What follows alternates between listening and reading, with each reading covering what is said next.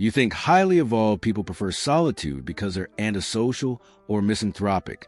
Maslow discovered something far more profound in his research on self-actualized individuals. He found that those who'd reached the highest levels of psychological development didn't avoid people from inability to connect. They chose solitude from what he called self-sufficiency rather than neediness. These psychologically mature people will withdraw into solitude while appearing perfectly capable of rich social connection to observers. The most revealing part? Maslow identified that preference for solitude doesn't indicate the same thing at different developmental levels. At lower levels, it signals problems with connection. At higher levels, it signals completion of certain social needs. It's the same behavior with opposite psychological meanings, depending on where you are in the hierarchy. And the more psychologically evolved you become, the less you require constant social stimulation. Not because you can't connect, but because you transcended the deficiency needs that make constant connection feel necessary. Not every person who prefers solitude is psychologically evolved. There's a critical difference between chosen solitude emerging from wholeness and defensive isolation emerging from wounds. Maslow observed that many people avoiding social connection were doing so from social anxiety, trauma, inadequacy, or inability to form healthy attachments. These individuals weren't choosing solitude. They were fleeing from social situations that triggered pain or exposed deficits. But the pattern he documented in self-actualized individuals was fundamentally different. These were people with proven capacity for deep intimacy, rich relationships, and genuine connection who simply didn't need constant social engagement. They could connect beautifully when they chose to, but they chose less frequently because solitude served their development in ways that social interaction couldn't. This wasn't pathology or defense. This was a natural consequence of having satisfied social needs so thoroughly that consciousness could turn toward dimensions of experience that require solitude to access. What looks like withdrawal from outside is actually turning toward something from inside. Real preference for solitude in evolved individuals, according to Maslow's research, comes with continued capacity for connection, not loss of it. In this video, I'm going to reveal why Maslow found that self-actualized people consistently preferred more solitude than average, the psychological mechanisms that make solitude increasingly necessary as consciousness develops, and how to distinguish between healthy solitude and pathological isolation. You'll discover the 4 specific reasons that psychological evolution increases need for alone time, based on Maslow's hierarchy, and the studies of highly developed individuals. These are insights from humanistic psychology that explain why the most conscious, creative, and psychologically mature people throughout history have sought extended periods alone. By the end, you'll understand whether your own preference for solitude indicates development or avoidance. This is another video romanticizing introversion or justifying social avoidance. This is humanistic psychology applied to the relationship between developmental level and social needs. This video is for people who've noticed they need less social contact than they used to, who feel guilty about preferring solitude, who wonder if something is wrong with them because they're increasingly comfortable alone. If you can connect deeply when you choose to but choose to less often, if social situations drain you even when they're positive, if you've been called distant or cold despite having capacity for profound intimacy, you're about to understand what's actually happening. But warning, this requires honest examination of whether your solitude is developmental or defensive. If you're ready to understand the psychology of evolved solitude, keep watching. Think about the last time you spent several hours completely alone without any social contact, media consumption, or digital distraction. Just you with your own consciousness. Notice what that experience created. For most people, it triggers discomfort, restlessness, or anxiety within minutes.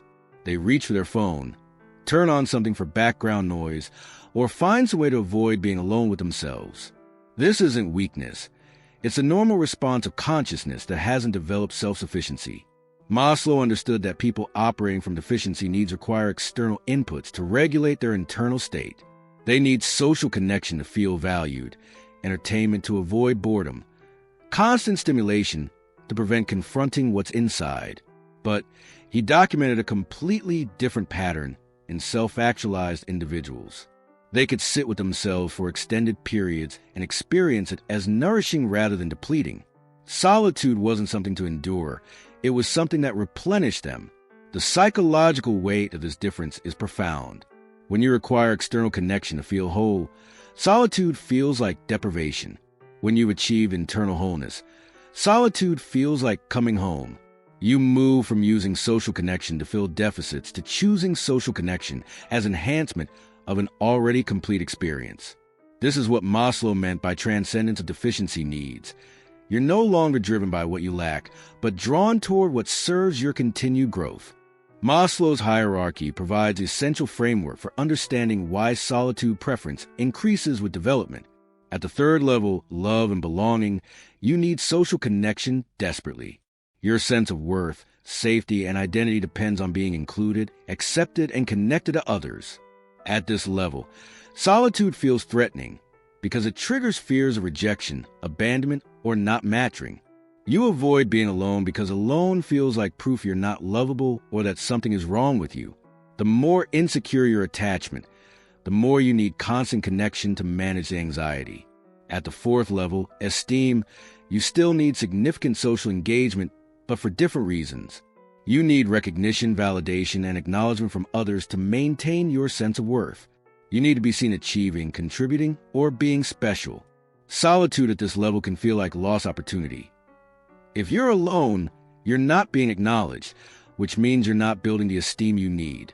But at the fifth level, self-actualization, something fundamental shifts. You've satisfied the belonging and esteem needs through genuine relationships and authentic accomplishment. Your worth isn't dependent on constant external validation. Your identity is maintained through social performance. You know you matter. You know you're connected to those who matter, and that knowledge holds even in extended solitude. This creates an entirely different relationship with alone time. Here's the foreshadowing that reveals everything. Maslow found that self-actualized people didn't just tolerate solitude, they required it. Not from inability to connect, but from recognition that certain dimensions of consciousness, creativity, and development only open in solitude. The noise of constant social engagement, no matter how positive, prevented access to depths that their growth required. They chose solitude the way athletes choose training. Not because social connection was unpleasant, but because development demanded it. And the more evolved they became, the more solitude they needed, creating a pattern where the most psychologically mature individuals were often the most alone. Carl Jung spent extensive time studying his own need for solitude and documented it in his autobiography and private writings. He observed that his most significant psychological work happened during periods of extended isolation where he could engage with his unconscious without external interference. Jung found that the individuation process, becoming fully yourself, required substantial solitude because it involved confronting aspects of psyche that social interaction allowed you to avoid. He documented that people who never spend significant time alone never fully individuate because they're constantly adapting to others rather than discovering their authentic nature. The philosopher Arthur Schopenhauer wrote extensively about what he called the highest minds requiring solitude. He observed that intellectual and creative capacity correlates with need for alone time because original thinking requires freedom from the constant influence of others' thoughts. Schopenhauer distinguished between ordinary minds who need constant company and superior minds who find company exhausting because they operate at a different cognitive level. The writer and contemplative Thomas Merton documented his transition from social life to monasticism, observing that solitude wasn't escape but entry into deeper reality. He found that constant social engagement kept consciousness at surface level, while solitude allowed descent into depths where genuine transformation occurred. Merton wrote that modern culture's fear of solitude reflects collective avoidance of self-knowledge. The psychologist Mihai Csikszentmihalyi, studying creativity in flow states, found that creative individuals across all domains required substantial solitude. His research showed that flow states, optimal performance experience, happen most readily in solitude because they require complete absorption that social presence typically interrupts. He documented that the most creative people structure their lives to maximize alone time despite social pressure to be more engaged. Insider knowledge from psychology of creativity reveals what Maslow observed. Original contribution to any field requires solitude because genuine creativity emerges from your unique consciousness interfacing with reality without constant social mediation. The more you're influenced by others' perspectives, the less access you have to your own. But here's what Maslow discovered in his research that explains exactly why evolved minds specifically require solitude, and it comes down to 4 psychological mechanisms that only activate an extended alone time. The first mechanism he identified is what he called reality perception unfiltered by social consensus. When you're constantly in social environments, your perception unconsciously adapts to maintain harmony and share reality with others. You see what others see, think what's acceptable to think, feel what's appropriate to feel. This serves social cohesion, but it limits perceptual accuracy. Self-actualized individuals, Maslow found, had what he called superior perception of reality. They saw things as they actually were rather than as social consensus said they were. But this superior perception only fully activated in solitude because social presence automatically triggers consensus-building processes. In solitude, you can perceive without filtering through what would others think or how does this fit social reality. You see directly, and that direct seeing often reveals things that social consensus actively avoids. This is why evolved individuals need solitude. Their consciousness operates at a perceptual level that social engagement actually interferes with. The second mechanism is what Maslow called spontaneity and naturalness. Self-actualized people showed remarkable spontaneity. Their behavior emerged from authentic response rather than from social performance. But spontaneity requires freedom from social evaluation. When others are present, even unconsciously, you're performing, managing impression, adapting behavior to context. This isn't dishonesty, it's normal social function, but it prevents authentic spontaneity. In solitude, you can be completely unself-conscious. You can think, feel, and behave exactly as your nature dictates without adaptation. Evolved individuals need this authentic space to remain connected to their genuine self. Constant social engagement, even positive, creates disconnect from authentic spontaneity because you're always adapting. The third mechanism Maslow documented is autonomous functioning. Self-actualized people showed remarkable independence from their environment. They were inner-directed rather than outer-directed. But maintaining this autonomy requires regular recalibration in solitude. Social environments constantly pull you toward external direction, responding to others' needs, fitting into others' expectations, adapting to social demands. This is necessary for functioning, but it gradually erodes autonomous functioning if you never return to solitude to reconnect with your own internal compass. Evolved individuals use solitude to reset, to remember what they actually value, want, and believe separate from social influence. Without regular solitude, even the most autonomous people gradually drift toward conformity. The fourth mechanism, and the most significant, is what Maslow called peak experiences and transcendent states. He found that self-actualized individuals had frequent peak experiences, moments of profound meaning, beauty, or connection that temporarily altered consciousness. These experiences were crucial to their continued development and well-being. But here's what his research revealed. Peak experiences almost never occurred in ordinary social situations. They happened in solitude, in nature, during creative work, or in very specific types of intimate connection that resembled solitude with another more than typical social engagement. The constant stimulation and surface-level awareness of normal social interaction prevents the depth of presence that peak experiences require. Evolved individuals need solitude because it creates conditions for the consciousness-expanding experiences that fuel their development. Without regular access to these states, even self-actualized people report feeling depleted and disconnected from what matters most. Here's the pattern that reveals itself when you understand these 4 mechanisms. The more psychologically evolved you become, the more your consciousness operates in ways that normal social engagement actively interferes with. You're not avoiding people. You're protecting modes of perception, spontaneity, autonomy, and experience that constant social contact erodes. This isn't about liking people less. Many self-actualized individuals reported loving humanity deeply, but they recognized that maintaining their evolved consciousness required protecting it from the constant influence that social immersion creates. They chose quality over quantity, fewer, deeper connections rather than constant surface engagement. And they structured their lives to maximize solitude not from isolation, but from self-knowledge about what their consciousness required to function at its highest level. If this resonates with your experience, if you've noticed that you think more clearly alone, feel more yourself in solitude, and find social situations increasingly draining even when positive, you're not becoming antisocial. You're potentially experiencing the natural solitude preference that accompanies psychological development. The transformation that occurs when you give yourself permission to honor your need for solitude rather than forcing social engagement creates immediate improvements in psychological functioning and quality of life. Remember that guilt you felt about preferring to be alone, that worry that something was wrong with you because you weren't as social as others?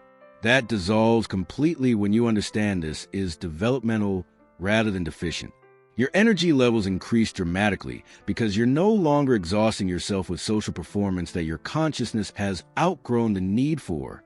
Maslow found that self-actualized individuals showed remarkable vitality, and part of that came from honoring their actual needs rather than conforming to social expectations about how much engagement is healthy.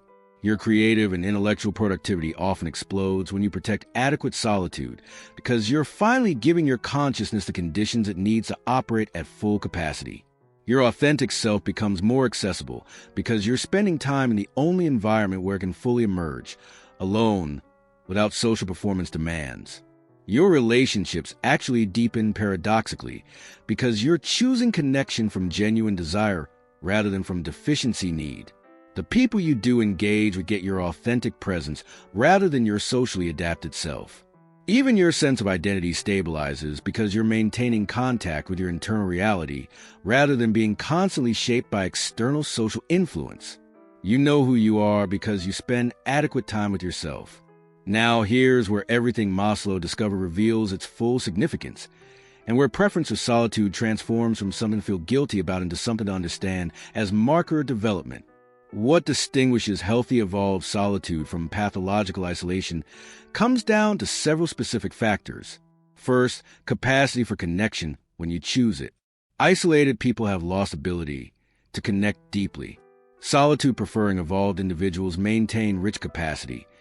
They just exercise it selectively. If you can engage in profound intimacy when you choose to, your solitude preference is likely healthy. If you've lost that capacity, isolation may be defensive. Second, emotional experience in solitude. Pathological isolation creates loneliness, painful sense of unwanted aloneness. Healthy solitude creates what Maslow called positive aloneness, nourishing experience of being well accompanied by yourself. If solitude feels replenishing, it's healthy. If it feels like painful exile, it may indicate unmet belonging needs. Third, continued development versus stagnation. Evolved individuals use solitude for growth, creative work, deep thinking, self-knowledge, spiritual practice. Isolated people use alone time to avoid growth. If your solitude is generative, it's developmental. If you're using it to hide from life, it's defensive. Fourth, reality testing. Evolved solitude preference comes with accurate perception of social reality and your place in it. You could engage more if you wanted. You're choosing not to. Pathological isolation comes with distorted perception, believing others don't want you, that you're too different, that social engagement is impossible. If you recognize your solitude as choice rather than necessity, it's healthy.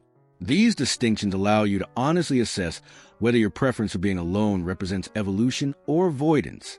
Most people reading this who resonate with the content are likely experiencing healthy developmental solitude rather than pathological isolation, because people with pathological isolation typically don't seek psychological explanations. They're too defended. If you're here questioning your patterns, you're probably in a healthy range. But examining the distinctions honestly ensures you're not rationalizing avoidance as evolution. Maslow's final insight about solitude was that self-actualized people weren't solitary because they disliked humanity. They were solitary because they discovered dimensions of consciousness, creativity, and experience that only open and extended alone time, and they valued those dimensions enough to structure their lives around accessing them. They weren't running from connection. They were running towards something that connection, paradoxically, prevented them from reaching. In the next video, I'm going to reveal the specific practices that Maslow documented in self-actualized individuals for maintaining their few deep relationships while honoring their need for substantial solitude, and how to communicate boundaries around alone time without damaging important connections. Until then, If you prefer solitude and you've been feeling guilty about it, examine whether you meet the markers of healthy evolved solitude. If you do, give yourself permission to honor what your consciousness actually needs rather than forcing yourself into social engagement that depletes rather than nourishes you. Subscribe if you want to understand complete psychology of solitude, connection, and how developmental level transforms social needs.